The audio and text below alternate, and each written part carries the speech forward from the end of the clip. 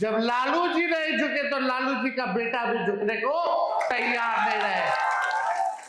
हम लोग लड़ने वाले लोग, जहां भी विपक्ष की सरकार है वहां ये लोग गिराना चाहता है ताकि अपने हिसाब से ये लोग संविधान में बदलाव करें। अब हम लोगों को संगठन को जो है और मजबूत करना है और विस्तार करना है, बूथ को मजबूत करना है कि ये वक्त अपने से लड़ने का नहीं है बल्कि एकजुट होकर के हमारे दुश्मनों से लड़ने का है। आदाब, नमस्कार, मैं हूं अजरा और आप देख रहे हैं मंथन टुडे। नीतीश कुमार के बिहार से जाते ही मुसलमान तेजस्वी के साथ एकजुट हो गए हैं। उधर नई सरकार बनने की तैयारी है, इधर बिहार के सियासत में तेजस्वी की हलचल है। शनिवार को पटना के कृष्णा मेमोरियल हॉल में आयोजित राजद का अल्पसंख्यक सम्मेलन का बड़ा पॉलिटिकल शो बन गया। अल्पसंख्यक प्रकोष्ठ की ओर से तेजस्वी यादव के राष्ट्रीय कार्यकारी अध्यक्ष बनने पर अभिनंदन समारोह का आयोजन किया गया था, जिसने राजनीतिक हलकों में खासा ध्यान आकर्षित किया है। तेजस्वी यादव के पहुंचते ही उनका जोरदार स्वागत किया गया। तेजस्वी यादव ने मौके देखकर मोहम्मद शहाबुद्दीन के बेटे उसामा साहब का मुद्दा उठा दिया। अपने संबोधन में तेजस्वी यादव ने कहा उनके सहयोगी राजद विधायक उसामा साहब पर झूठा मामला दर्ज किया गया है। उन्होंने कहा कि इस तरह के कई केस पहले भी लगाए गए। उन्होंने अपने पिता लालू प्रसाद का जिक्र किया, कहा कि जब वे नहीं झुके तो वे भी नहीं झुकेंगे। उन्होंने कहा कि आने वाले समय उनके पक्ष में होगा। तेजस्वी यादव ने अल्पसंख्यक समाज के समर्थन का जिक्र किया। उन्होंने कहा कि इस समाज ने हमेशा उनका साथ दिया है। उन्होंने कार्यकर्ताओं से संगठन को मजबूत करने की अपील की है। कहा कि मौजूदा हालात को समझने की जरूरत है। उन्होंने कहा कि समाज को बांटने वाली भाषा का विरोध होना चाहिए। इस कार्यक्रम में बड़ी संख्या में कार्यकर्ता और समर्थक शामिल हुए, जिससे ये आयोजन एक बड़े राजनीतिक शक्ति प्रदर्शन के रूप में भी देखा जा रहा है। कार्यकर्ताओं ने उनका जोरदार स्वागत किया। उन्हें चांदी का मुकुट पहनाया गया। कार्यक्रम के दौरान मंच पर कई वरिष्ठ नेता मौजूद रहे। सब लोग जो है एक मकसद के साथ आए हैं। आदरणीय लालू जी ने, राष्ट्रीय अध्यक्ष जी ने फातिमी जी को जिम्मेदारी दी है। राष्ट्र अध्यक्ष अल्पसंख्यक आयोग बनाया है। अनवर साहब भी यहाँ है।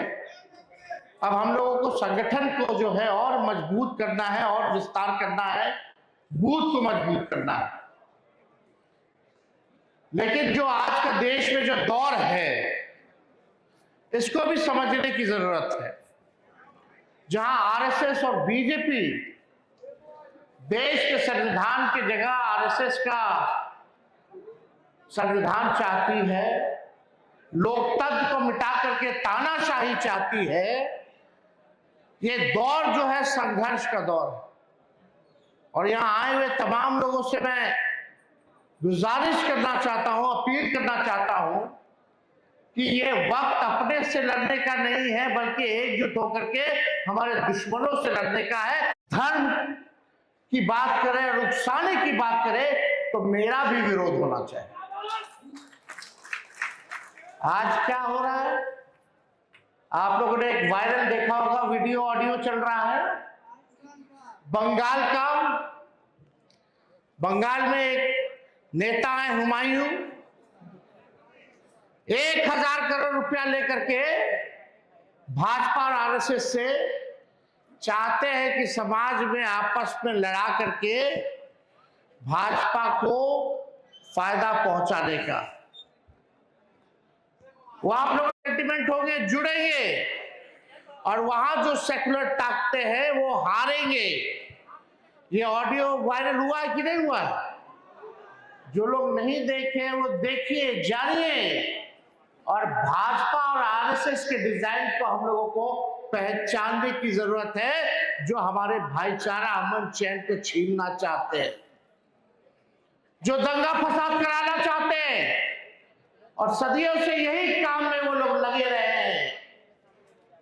हमें फख्र है कि हम लालू जी के बेटे हैं। वो लालू जी जब बाबरी मस्जिद को गिराने के लिए अडवाणी जी रथ यात्रा निकाले थे, ये बिहार की धरती है जहां लालू जी ने अडवाणी जी को गिरफ्तार करके रथ यात्रा को रोकने का काम किया। और आज भी हम लोगों के ऊपर मुकदमा, पूरे परिवार के ऊपर मुकदमा। लोग जो है बदनाम करने की साजिश करते हैं, तोड़ना चाहते हैं।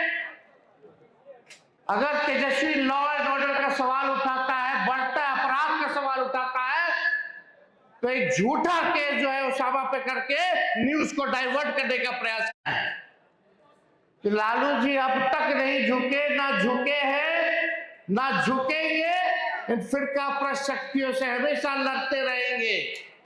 जब लालू जी नहीं झुके तो लालू जी का बेटा भी झुकने को तैयार नहीं रहे। हम लोग लड़ने वाले लोग, भले ही तंत्र मंत्र से इस चुनाव में बहुत कपला बेईमानी करके लोगों ने सीटें लाने का प्रयास किया, लेकिन हम लोग विचार के पक्के हैं। कोई एक व्यक्ति बता दे कि राष्ट्रीय जनता दल एक ऐसी पार्टी जो बीजेपी से समझौता नहीं किया, लेकिन आज भी आप देखिएगा अपने विचार पे हम लोग कायम हैं। कई बार उंगलियां ऐसे ऐसे केंद्र में बिल लाएंगे, केंद्र सरकार ने बिल लाए पार्लियामेंट में, जिसका हम लोगों ने विरोध किया। सड़क से लेकर सदनों तक कहीं भी आप देखिएगा हम लोगों ने उनके पॉलिसीज को नकारने का काम किया है। जो भी पॉलिसीज अल्पसंख्यक भाइयों को तबाह करने के लिए लाया गया है, कभी भी कॉम्प्रोमाइज हम लोगों ने नहीं किया। हम लोग हमेशा लड़ेंगे। और आप लोगों के समाज का, अल्पसंख्यक समाज ने हर बार हम लोगों को आशीर्वाद दिया। इस बार भी बढ़ चढ़ करके हम लोगों को वोट देने का काम किया, ताकत देने का काम किया है। इसमें कोई शिकवा और हम लोगों को शिकायत किसी से नहीं है। हम लोग सब लोग अपने लोग हैं। लेकिन मैं मानता हूं कि पहले जब हम लोगों का सरकार था तो 40 एमएलए होते थे अल्पसंख्यक समाज से, 35 होते थे। 2020 तक 20 होते थे।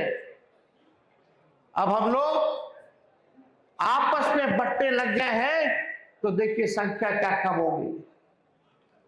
संख्या कम हुई है, लेकिन हम लोग नौजवान हैं, नए सोच के हैं। आने वाला दिन हम लोगों का होगा। जो लड़ता है वो जीतता है, और इस कमियों को भी हम लोग जो है आने वाले समय में पूरा करने का काम करेंगे। लेकिन भाजपा के डिजाइन को समझिए, असम में परिसीमन हुआ कि नहीं हुआ? पहले जो 30 मुसलमानों की सीटें थी उसको 20 कर दिया गया। आज वही 20 सीटों पर मुसलमान भाई को हराने के लिए लड़ रहा है। इससे हम लोगों को बचने की जरूरत है। ये लोग तो चाहते हैं देश का संविधान बदल दे, और संविधान ये तभी बदल सकते हैं जब 3/4 ये सत्ता में हो। जहां भी विपक्ष की सरकार है वहां ये लोग गिराना चाहता है, ताकि अपने हिसाब से ये लोग संविधान में बदलाव करें। फिलहाल के इतना ही। देश विदेश की ताजा खबरों को देखने के देखते रहिए मंथन टुडे। अगर आपने हमारे चैनल को सब्सक्राइब नहीं किया है तो अभी करें, लाइक करें, शेयर करें, फॉलो करें, और ऐसी ही निष्पक्ष पत्रकारिता देखना तो देखते रहे मंथन टुडे। शुक्रिया।